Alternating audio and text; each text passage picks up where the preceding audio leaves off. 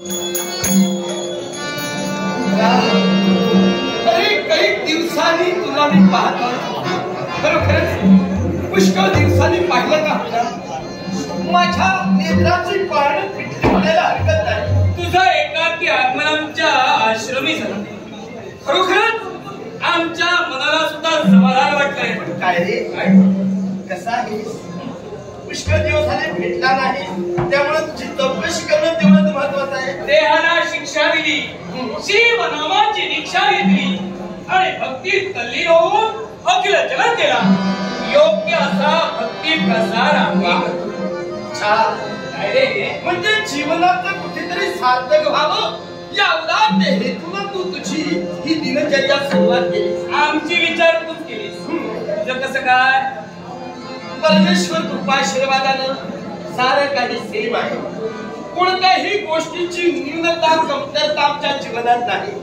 अरे ज्या गणांत लक्ष्मीचं वैभव आमच्या जवळ आहे, या गणांत लक्ष्मीला अनुसरून मित्रा मित्रा अरे काय तिला तमाम जनतेचा हित आम्ही साधत आहोत. कुणालाही कुठल्याही गोष्टीची कमी ठेवलीच नाही. बोलता बोलता आम्ही विसरूनच गेलो. कित्येक दिवसांनी तुझ्या माझी भेट झाली, विचारपूस झाली आणि या विचारपूसी अरे तुला बसण्यासाठी सुद्धा आम्ही सांगितलं. आता काही दिवसांनी भेट झाल्यानंतर हा असा प्रकार होणं शिष्याला आहे. चला, कित्येक दिवसांनी आमचा मित्र आमच्या आश्रमी आलाय. यथोचित त्याची सेवा चांगली झाली पाहिजे आणि म्हणून त्याला जे काही हवं असेल, आमच्या आश्रमात जे काही उपलब्ध असेल, माझ्या मित्रासाठी लवकरात थांबा थांबा थांबा. अरे मित्रा घाई कशाला? अरे नुकताच कुठेतरी मी आलोय. आता पाहुणचाराला जर का आल्याला सुरुवात केलीस तर अरे गप्पा गोष्टी जरा वेळ होणार. म्हणजे आता पुष्कळ दिवसांनी भेटलो, आलाय तो जाण्यासाठी झालंय. थोडा तरी क्षण इथे तुझ्याशी गप्पा गोष्टी मारणार. आता पुष्कळ दिवसांनी भेट आहे, त्यामुळे हा जो पाहुणचार आहे त्या पाहुणचाराचा आपण नंतर विचार केलेला बरा. म्हणजे विश्रांती घेता येईल. अगदी सत्य. मित्रा मित्राची भेट झाली आणि या मित्रा मित्राच्या भेटी प्रत्येकाची एकामेकाला विचारपूस सुद्धा केली. अरे आज एवढं मला समाधान वाटत आहे, एवढं समाधान काय तुला सांगतो. एक प्रकारचा माझा आनंद गगनात मावेनासा होतोय. कारण हा फक्त तुझ्या भेटीमुळे, तुझ्या फक्त भेटीमुळे. पहा ना, तर या जगाच्या पाठीवर रक्ताच्या नात्यापेक्षा मानलेलं नातं हे कैक पटीनं त्याची जास्त किंमत आहे. आपल्या मैत्रीने ते सगळ्या जगाला दिसतंय. कैक पटीनं ते श्रेष्ठ ठरलेलं आहे. आणि पहा ना, हे किती गोंडस हे आमचं नातं आहे. आणि या जगाच्या पाठीवर आज कुतूहलानं आमच्या या मैत्रीजवळ सारेजण ठाकरे शकते. कधीची आणि शुभराजा याची मैत्री भेटल्यानंतर विचारण्याचा का प्रश्नच नाही. पण राजा शुभ कानावर शब्द सुद्धा येतात. तुझी आणि माझी मैत्री अगदी सुखात आनंदात सुरळीत चालली. याला मात्र कुणाची नजर लागतं का? अरे नजर कशी काय लागणार? आज ज्या भावनेनं आम्ही दोघांनी एकमेकांवर प्रेम केलेलं आहे, हे मित्र प्रेम अजरामर ठेवण्यासाठी जे सातत्य आमचं आहे, ते आमचे प्रयत्न आहे. मित्रा, क्षणाला रे माझ्या तमाम माय बापांचा सांभाळ करत असताना रामगडीवर विराजमान झालो की क्षणभर तरी तुझी आठवण मला येते. आणि आठवण की एका प्रसंग तो डोळ्यासमोर उभा राहतो. आणि म्हणूनच क्षणिक सुख होईना का ती त्यावेळी आठवण की तेवढीच मला धन्यता होते. या मात्र अशा या आठवणीवर मित्रा, या आमच्या अशा या नात्यावर, या मैत्रीच्या नात्यावर मी जरा सखोल विचार केला. सखोल विचार? आणि असाच हा विचार माझ्या मनाला शिवला. आणि त्या माझ्या मनाला शिवण्यानंतर त्या विचाराचं क्षणभर तुझ्या समोर येऊन तो विचार प्रस्थापित करावा या जिज्ञासेनं लगबगीनं आलोय. लगबगीनं बोल मित्रा, हे तुझं माझं नातं आहे ना. क्षत्रिय आणि ब्राह्मण, ब्राह्मण आणि क्षत्रिय या नात्याला अनुसरून एक लहानसा प्रश्न आजच्या दिनी मी तुला करणार आहे. मी प्रश्न तुला विचारणार आहे का तर हे आमचं नातं आहे. आपुलकीनं आम्ही एकमेकांना विचारणार आहोत. मग त्याच आपुलकीनं तेवढ्या प्रेमानं निष्ठेनं मला ते उत्तर हवं. राजा शुभ म्हणे आपुलकीनं तू आम्हाला प्रश्न विचारणार आहेस. प्रश्नाचं उत्तर मित्राकरवी हवंय. विचार मित्रा, प्रश्न मी सहज विचारेन कारण तो माझ्या मनात आहे आणि मनात असणारा प्रश्न मी तुझ्यासमोर प्रस्थापित करेन. पण तुला राग तर येणार नाही ना? आणि जरी राग आला तरी मी तुला कोणी परका नव्हे. राग आला तर तो थोडा वेळ बाजूला ठेव. तुझ्या प्रश्नांचा मला मुळीच राग येणार नाही. तुझा प्रश्न कसाही आणि कोणताही असो पण मी उत्तर दिल्यानंतर माझ्या उत्तराचा सुद्धा राग तुला येऊ नये एवढीच हमी आहे आमच्याकडे. असं होणार आहे का? मग पहा, प्रश्न एकच भेडसावू लागला. नदीची ब्राह्मण क्षत्रिय हे मैत्रीचा अतूट नातं आहे. मग या नात्यात या जगाच्या पाठीवर नदीची सांगरे श्रेष्ठ कोण बरं? मित्राला सहज प्रश्न केला आम्हाला तर आता असं वाटतंय नक्कीच शुभ राजा मित्र ददितीची परीक्षा पाहत होती का? सहज मुखात शब्द बाहेर पडले. क्षत्रिय आणि ब्राह्मण मैत्री झाली आणि या मैत्रीत सांग मित्रा श्रेष्ठ कोण? ब्राह्मण की क्षत्रिय? क्षत्रिय.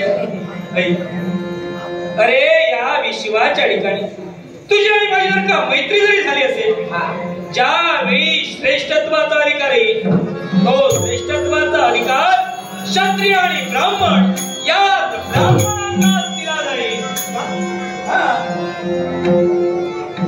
श्रेष्ठत्वाचा विषय आला की नदीची तू म्हणतोयस की तू श्रेष्ठपणाचा मान ब्राह्मणाला? ब्राह्मण का रे का? तू स्वतः एक ब्राह्मण आहेस म्हणून हे असं उत्तर देतोस की का? नाही. अरे खरंच सांग ना मला, कारण एक प्रकारचा अचंबा माझ्याही मनाला लागलेला आहे, हा निर्माण झालेला आहे आणि हा अचंबा मला दूर करायचा आहे. आणि आज क्षत्रिय श्रेष्ठ आहे की ब्राह्मण श्रेष्ठ आहे हे तुझ्याकडून मला खरं खरं उत्तर हवं. मग राजा शुभ मी तेच तुला म्हणतोय. ज्यावेळी तुझ्या मुखातून शब्द बाहेर पडले की कधीची मी तुला प्रश्न विचारणार आहे उत्तर हवंय मात्र राग नसावा. उत्तर दिलंय राग नसावा.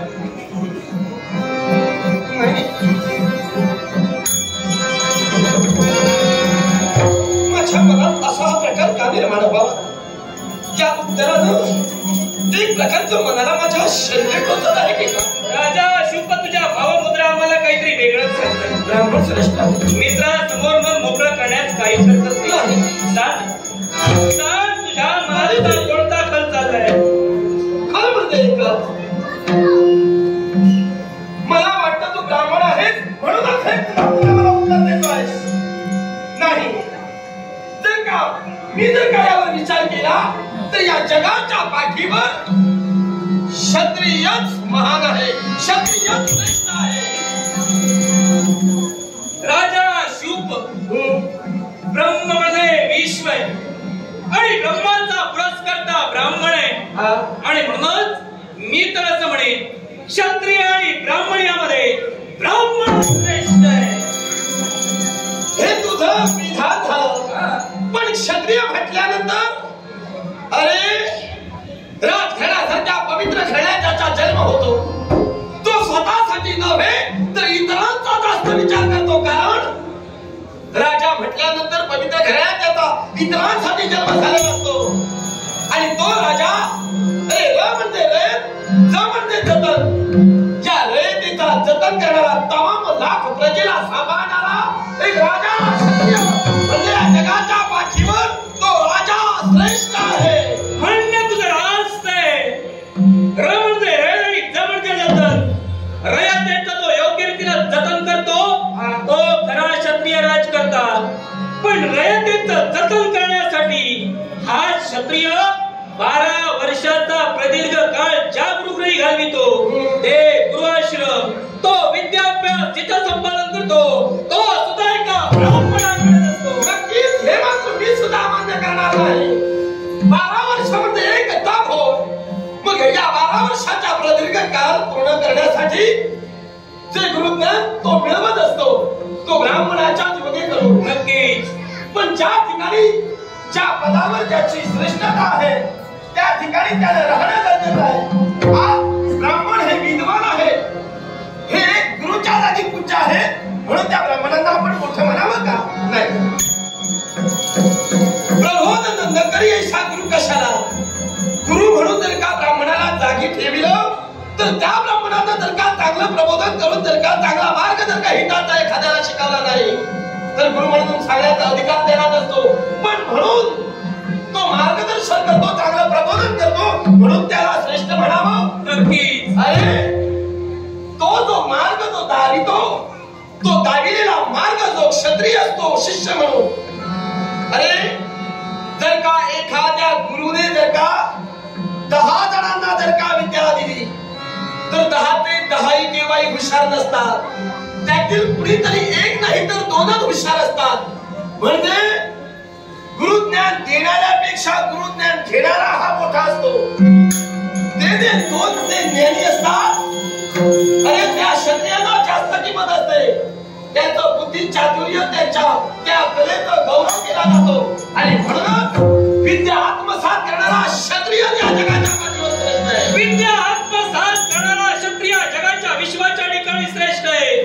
पण राज करताना फक्त त्याच्या राज्यापुरता मान आहे आणि एका विप्राला एका ब्राह्मणाला विश्वात पूर्ण मान आहे.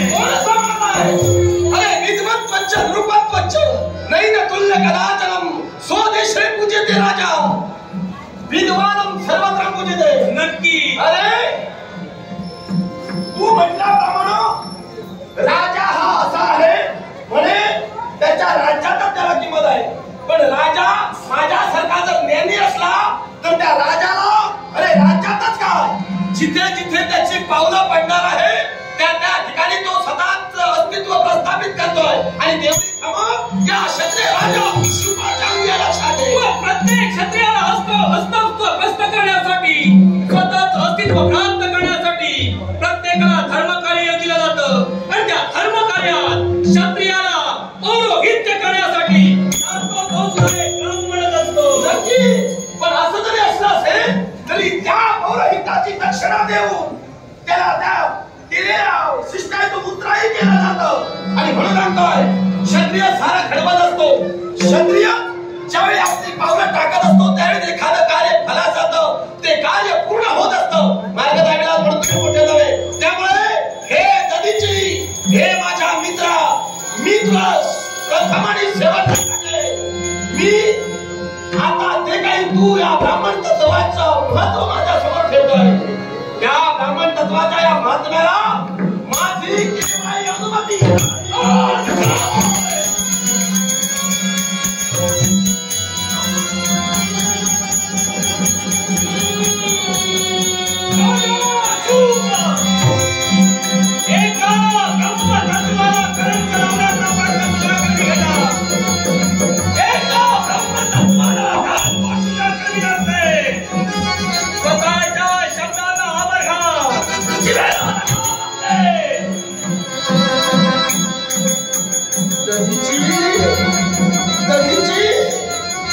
मित्र प्रेमासाठी या मुलगीनं निष्ठेनं या तुझ्या संस्थाने माझा आगमन झालं. आणि मित्राची अवहेलना केलीस, मित्राची प्रतारणा केलीस, मित्राच्या श्रीमुखात मानस नाही ही प्रकार.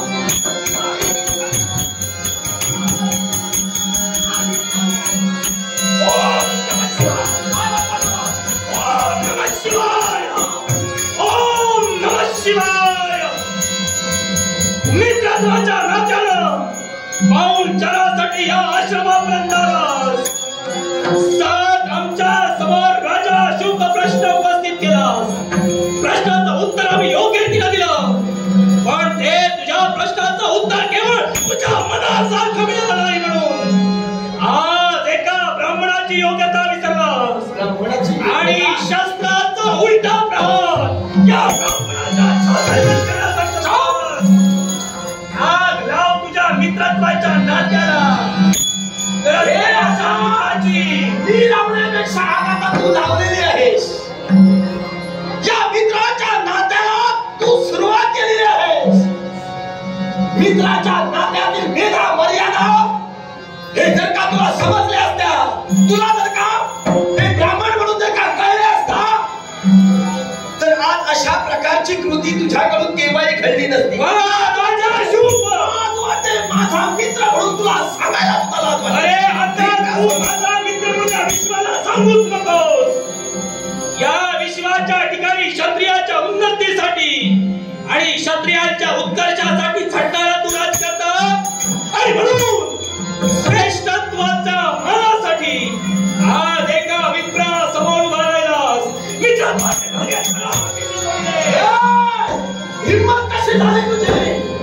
राजा शिवबाया क्षत्रियाला हात उचलायची हिम्मत कशी केली? मग एका ब्राह्मणासमोर अरे तोंड करून बोलताना चुप राजाला लाज नाही काय वाटली? ज्या ब्राह्मणाला आश्रय क्षत्रियानं दिला,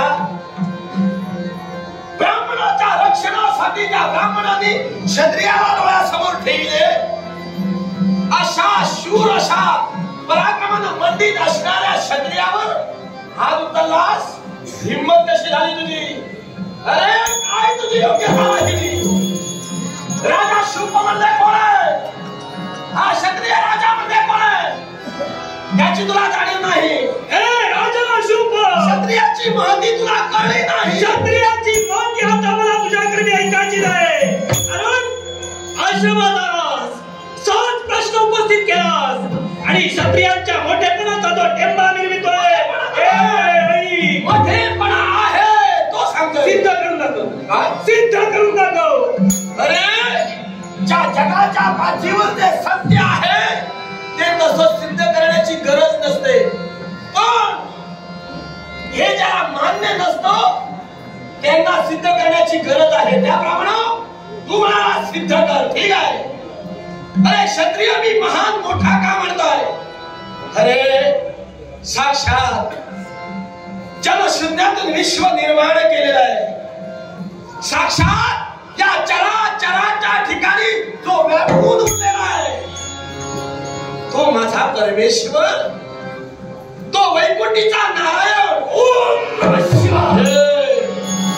तो वैकुंठीचा नारायण ज्या पद्धतीनं आपल्या विश्वातील साऱ्या भक्तांचं, विश्वातील जीवांचं तो पालन करतो, म्हणूनच क्षत्रिय राजा कुणी का असेना रत्नजडित आसनावर तो राजा विराजमान होतो. तो राजा कुणी का असला तरी त्या क्षत्रियाला त्या वैकुंठीच्या नारायणाचा अंश मानला जातो. कारण ज्या पद्धतीनं प्रत्येक विश्वातील निर्माण झालेल्या जीवाचं पालन करणं हे त्या देवाचं कर्तव्य आहे, त्याच पद्धतीनं प्रजाजनांचा सांभाळ करणं, पालन करणं हे क्षत्रियाचं कर्तव्य आहे. आणि म्हणून त्या जगाच्या पाठीवर क्षत्रिय श्रेष्ठ आहे, कारण तो विष्णू अंश आहे. राजा शुभ स्वतःचं क्षत्रियत्व सिद्ध करण्यासाठी आणि स्वतःचं अस्तित्व पटविण्यासाठी आज देवतत्वाच्या कुबड्यांची गरज तुला लागली. तुझ्या ब्राह्मणात तुझ्या काय आहे? माझ्या जीवावर देवतत्वाची गरज आणि देवतत्वाची सोबत घेऊन या नदीची बरोबर का वाद करत असेल आणि म्हणे या विश्वाच्या ठिकाणी तुझं विष्णू तत्व श्रेष्ठ आहे, ते नारायण तत्व श्रेष्ठ आहे. अरे नारायण श्रेष्ठ मी म्हटलं, तू सहज म्हणतोय की देवतांच्या नावाचे कुबड्या घेतल्यास देवतांची गरज तुला भासली. का भासू नये? जिथं पालन करता तो तिथे बसलेला आहे. अरे जो पालन करतो तो बाप आहे. मग एका मुलाला बापाची साथ नसेल तर कुणाची असणार? मग जर का तू देवतत्व हाती राहिलास, हा नदीची सुद्धा आता हेच देवतत्व ब्राह्मण श्रेष्ठ कसा हे तुला वारंवार कळवली. ऐकूया ना. अरे कोणत्या देवतेचा मोठेपणा सांगतोय? कोणत्या देवतेच्या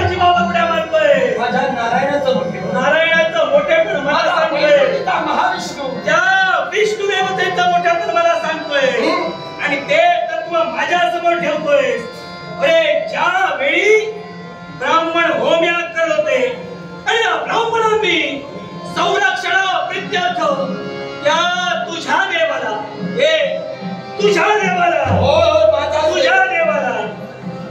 तुझ्या देवाला संरक्षणा प्रित्यर्थ आपल्या समवेत गंगातीरी घेऊन गेले. होम याग परिपूर्ण होत होते, पण एकही असून त्या होम यागाजवळ तो होम याग विध्वस्त करण्यासाठी आले नाही. त्यावेळी त्या तुझ्या नारायणाला, त्या तुझ्या देवाला त्या तुझ्या देवाला गर्व झाला. या विश्वाच्या ठिकाणी यज्ञ सुरळीत चालले ते केवळ माझ्यामुळे. आणि त्याच वेळी या तुझ्या नारायणाच्या धनुष्याची उठली आणि त्याचं शिर धडापासून वेगळं झालं. अरे ज्याला मानवाप्रमाणे गर्व झाला त्या देवतेची म्हटलं अरे ज्याच्या नावाची गोष्ट आहे आणि ती जर का चांगली असेल नक्कीच त्या गोष्टीचा गर्व करायलाच हवा. आणि त्या गोष्टीचा उपयोग जर का इतरांच्या जर का लाभासाठी होत असेल तर ती सुद्धा गोष्ट करायला हवी. आणि तेच माझ्या भगवंतानं वैकुंठीच्या नारायणानं केलं. तू म्हणालास माझ्या नारायणाला गर्व झाला आणि धनुष्याची प्रत्यंचा तुटली आणि माझ्या नारायणाचं शिर धडापासून वेगळं झालं. अरे ही जरी अगतिक घटना त्या क्षणाला वाटली तरी त्या घटनेचा कुणाला फायदा झाला याची जाणीव आहे का तुला? बोल ऐकतोय बोल. अरे ज्याला किंमत नव्हती, ज्याच्यात तेवढी ताकद नव्हती आणि ज्याला अस्तित्व नव्हतं तो अंधारातच म्हणे का, तो अंधारमय होता. अरे अशा त्या सूर्य नारायणाला माझ्या वैकुंठीच्या नारायणाचं शिर विलीन झालं. ज्यावेळी धनुष्याची प्रत्यंचा तुटली आणि वायुमार्गानं धडापासून वेगळं होणारा शिर जे वायुमार्गानं सूर्य देवतेशी विलीन झालं त्यावेळी त्या सूर्य देवतेला जी महती नव्हती, मला बोलल्याप्रमाणे अस्तित्व नव्हतं, ते अस्तित्व माझ्या वैकुंठीच्या नारायणामुळे प्राप्त झालं. कारण सहस्त्र किरणाने तो मंडित झाला आणि त्या क्षणापासून फक्त त्याला त्या क्षणापर्यंत सूर्यदेव असं संबोधलं जात होतं. पण त्याची महती वाढली असं मी का म्हणालो तर माझ्या देवामुळे त्याची किरण प्रखर झाली आणि त्याला सूर्य नारायण म्हणून संबोधलं गेलं. मग सांग माझ्या देवानं काही वाईट केलं का? सूर्य देवाला जर बदल झाला त्या विश्वाच्या ठिकाणी हे विश्व प्रकाशमय झालं. कर्म तुझ्या देवानं केलं आणि ते कर्म या विश्वाला दिसू नये म्हणून त्याला धर्माचं नाव दिलं. अरे स्वतःला अहंकार झाला तो झाला आणि शिर सूर्यापाशी गेलं म्हणून त्याला महत्व दिलं आणि या विश्वाच्या ठिकाणी त्याला स्वतःचाच मोठ्यातून बांधला. काही उपकार केले नाही. अरे जरी गर्व झाला तरी अधर्माला त्यानं प्रोत्साहन दिलं नाही. माझ्या वैकुंठी आधारानं धर्म स्थापन केला. जो धर्म काय तुझ्या विश्वाच्या ठिकाणी धर्माची महती वाढवली. माझ्या देवाची कुचेष्टा करतोय. नक्की त्याला कारण आहे. माझा देव जेव्हा गर्वी कारण आहे. अरे ज्या वैकुंठीच्या नारायणाची मोठेपणा सांगतोय आणि म्हणे विश्वाच्या ठिकाणी नारायण श्रेष्ठ आहे. पण मी त्याला असं म्हणतोय त्या विश्वात अनादि अनंत शिवाच्या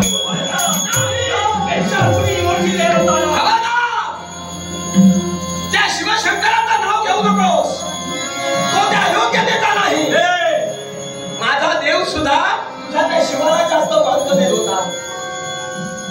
याच्या पूर्वी माझ्या देवानं तुझ्या शिवालाच महत्व दिलं. तुझा शिवशंकर मोठा म्हणून त्या शिवाची माझ्या देवानं वैकुंठीच्या नारायणानं भक्ती केली. अरे दडीची माझ्या देवानं वैकुंठीच्या नारायणानं त्या शिवशंकराची भक्ती केली का? सुदर्शन प्राप्तीसाठी. अरे सहस्त्र कमळ त्या शिवाला माझ्या देवाला अर्पण केली. सहस्त्र कमळ त्या देवाला अर्पण करता क्षणी शिवानं तुझ्या काय केलं? त्यातील एक ते सुवर्ण कमळ लपवून ठेविलं आणि माझ्या देवाची भक्ती पूर्ण होता कामा नये असे प्रयत्न केले, पण शेवटी आता मगा तू पुन्हा पुन्हा बोलत होता तुझा देव हो, माझाच देव रे तो, माझाच देव वैकुंठीचा नारायण, तो महान आहे. म्हणून भोलेनाथांनी एक सुवर्ण कमळ लपवून ठेविलं का, तर या महाविष्णूची पूजा भक्तीपूर्ण होता कामा नये म्हणून. पण त्या क्षणाला माझ्या वैकुंठीच्या नारायणानं मागचा पुढचा विचार न करता स्वतःचा हेतू पूर्ण व्हावा, स्वतःची भक्ती पूर्ण व्हावी म्हणून आपला नयन काढिला आणि त्या सुवर्ण कमळावर ठेवला आणि सहस्त्र सुवर्ण कमळ म्हणून ती भक्ती पूर्ण केली. मग सारे जिथे या जगाच्या पाठीवर सत्कार्यासाठी आणि भक्ती पूर्ण व्हावी म्हणून जिथं माझ्या देवानं स्वतःच्या डोळ्याचा विचार केला नाही, नयनाचा विचार केला नाही आणि त्या सुवर्ण कमळाला त्यावरून या नयनाला सुद्धा नयन कमळ म्हणून संबोधलं जातं. मग अशी महती माझ्या देवाची आहे जो मागे पुढे पाहत नाही, तो उदार मनाने या जगाच्या ठिकाणी भक्ती प्रस्थापित करतो. मग तो मोठा नव्हे का? अरे यातच तुझ्या देवाचं श्रेष्ठत्व दिसून येतं. काय आहे ते? काय म्हणे विश्वाच्या ठिकाणी तुझा देव श्रेष्ठ आहे आणि म्हणून माझ्या देवाला म्हणजे शिवशंभू भोलेनाथानं सहस्त्र कमलातील एक कमल लपवून ठेवलं आणि त्यावेळी तिथं ते कमल मिळालं नाही म्हणून तुझ्या देवानं म्हणे स्वतःच नयन कमल त्या शिवपिंडिकेवर राहिलं आणि मला सहस्त्र कमळ पूर्ण केली. पण त्यानंतर त्याला काय मिळालं? काय मिळालं म्हणजे? अरे त्याला सुदर्शनाची प्राप्ती झाली. त्याच्यासाठी ते प्रयत्न त्यांनी केले, त्याचं प्रायश्चित्त नवंतच्या प्रयत्नानं फळ मिळालं हवं. ते योग्य रीतीनं फळ माझ्या देवानं दिलं. तुझ्या देवानं भक्ती करून माझ्या देवाला काही उपकार केला नाही. अरे पण जे प्रामाणिकपणे निस्वार्थी मनाला माझा देव भक्ती करत होता, त्या भक्तीची तुझ्या देवानं अशा प्रकारे उचेष्टा का करावी? ते लपवून का ठेवावं? काय करत होती तुझ्या देवा? राजा शुभ वेळोवेळी पदपरीक्षणी देव तुझा श्रेष्ठ कसा याचे दाखले तुम्हाला देतोय आणि मला म्हणतोय या विश्वाच्या ठिकाणी म्हणा क्षत्रिय वैकुंठीच्या नारायणाचा अंश आहे.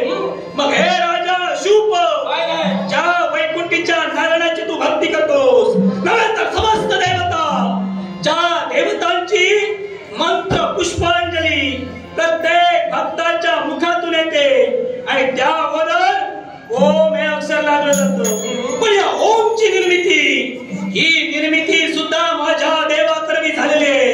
कारण माझा देव शिवशंभू भोलेनाथ हा माझा देव पंचमुखी आहे आणि या देवाच्या पूर्वेकडील मुखातून अकाराचे, पश्चिमेकडील मुखातून मकाराचे, उत्तरेकडील मुखातून उकाराचे, दक्षिणेकडील मुखातून अंशाचे आणि मध्य मुखातून नादाची निर्मिती झाली आणि त्याच वेळी ओंकार निर्माण झाला आणि त्यानंतर तुम्ही ओम वैष्णवाला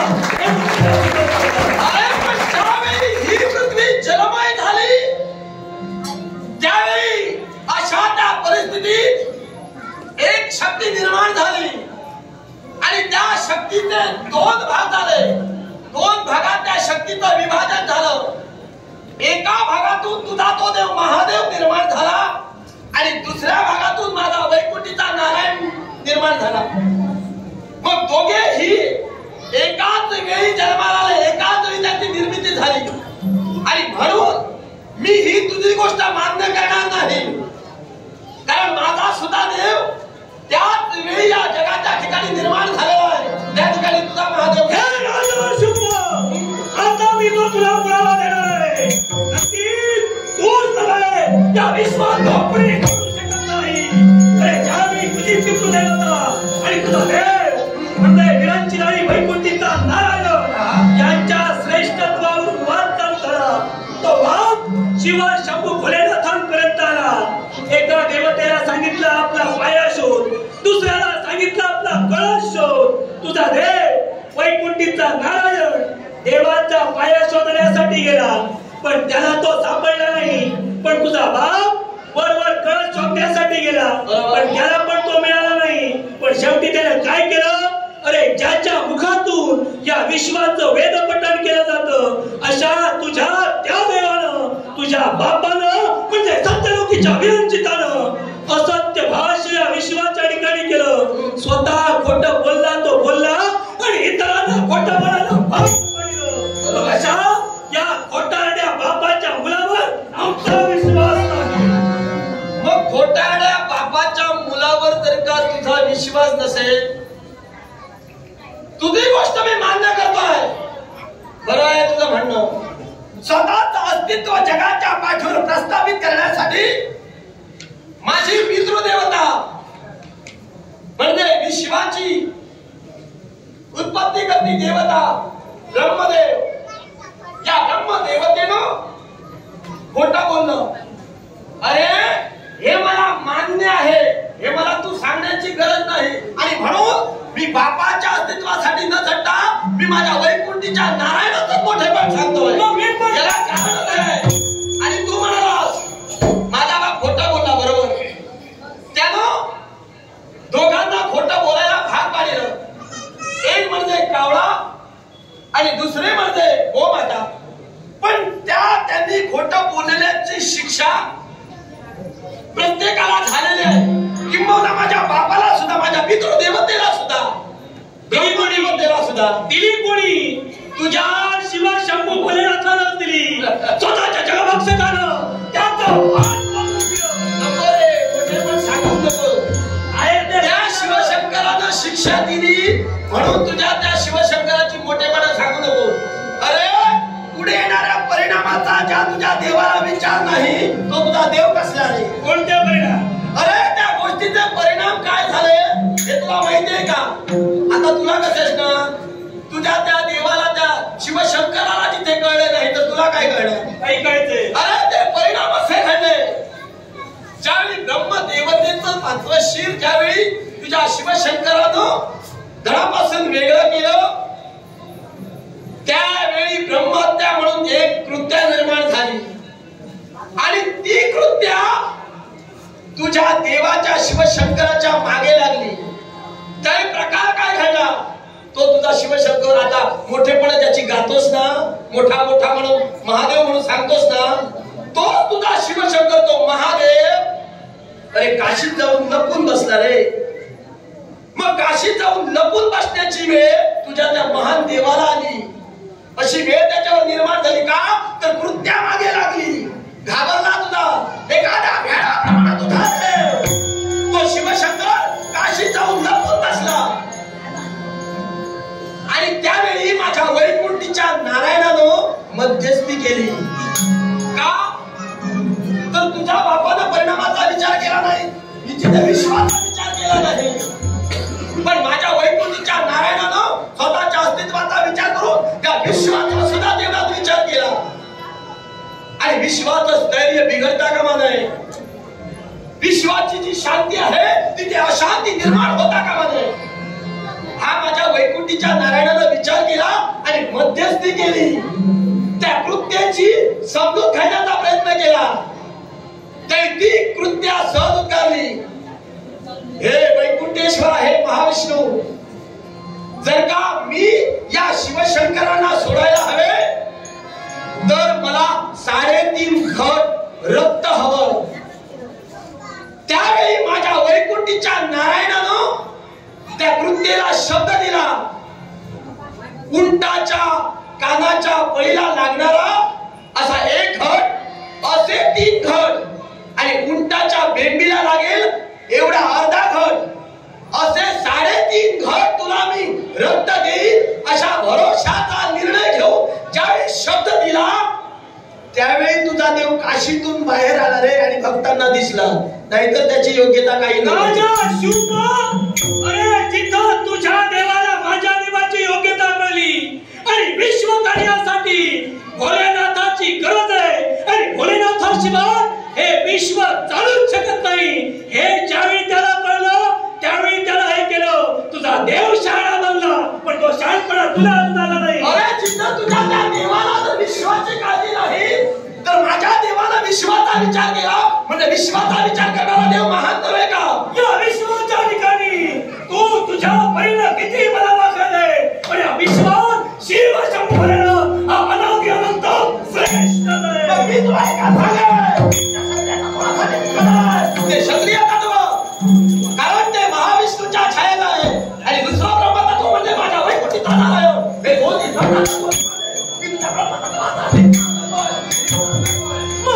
तुझ्या ब्रह्मतत्वाचा अधिकार नसतील ज्या ब्राह्मणांनी ज्या क्षत्रियांच्या हाती दिले मग एक ब्राह्मण स्वतःच्या हाती शस्त्र घेऊन त्या क्षत्रियांना दूर जाण्यास किती समय लागेल. जर का त्यांच्या किंमत असती तर त्याच्यापूर्वी असा त्यांनी निर्णय घेतला नसता.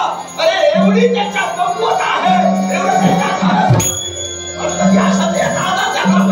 राजगादी ब्राह्मणांची नाही सांभाळण्याची जबाबदारी क्षत्रियानं घेतलेली आहे. मग ज्या ती राजगादी ब्राह्मणांची सांभाळता क्षत्रिय ब्राह्मणांच्या हातेखाली क्षत्रियांना क्षत्रिय प्रयत्न करणार त्या प्रयत्नाचा चांगल्या रीतीनं तो परमेश्वर आम्हाला देतोय.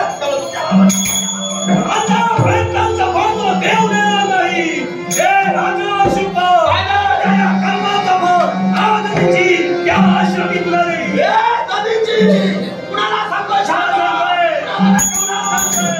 काय तुझी हिंमत आहे त्या क्षत्रियाच्या कोपाची कल्पना तुला मागली तर त्या क्षत्रियाचा कोप त्या कानावर झाला तर परिणाम वाईट होती. लक्षात मी कोप करताना त्याची भीती नाही. मग जर का त्या परिणामात जर का तुला विचार असेल तर माझा असला फायदा होतो. खरं कोप